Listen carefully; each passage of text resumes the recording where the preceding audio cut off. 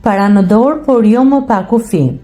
Që prej 1 janari 2026, Shqipëria ka hyrë zyrtarisht në një fazë të re të pagesave, duke vendosur për herë të parë tavan për përdorimin e paras fizike nga qytetarët dhe bizneset.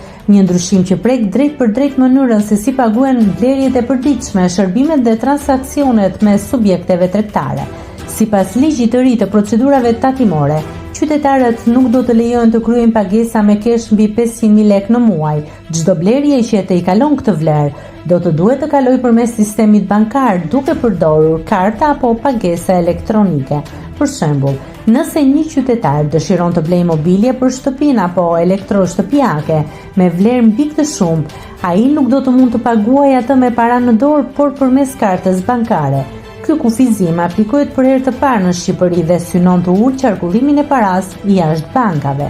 Edhe bizneset përballen me rregulla më të forta. Nga 1 janari 2026, subjektet nuk mund të kryejnë pagesa me para fizike mbi 1.000 euro.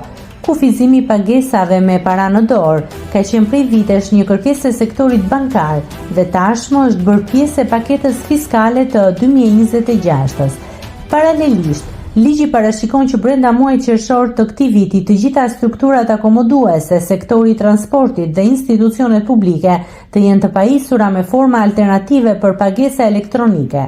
Qeveria justifikon këtë hap si një masë kundër informalitetit dhe pastrimit të parave, duke synuar uljen e qarkullimit të paras jashtë sistemit bankar. Nëse klikoni mbi butonin subscribe, do t'ju shfaqen të gjitha publikimet tona. Ju ftoj t'i bëni subscribe kanalit, të pëlqeni videot dhe të lini komentin tuaj.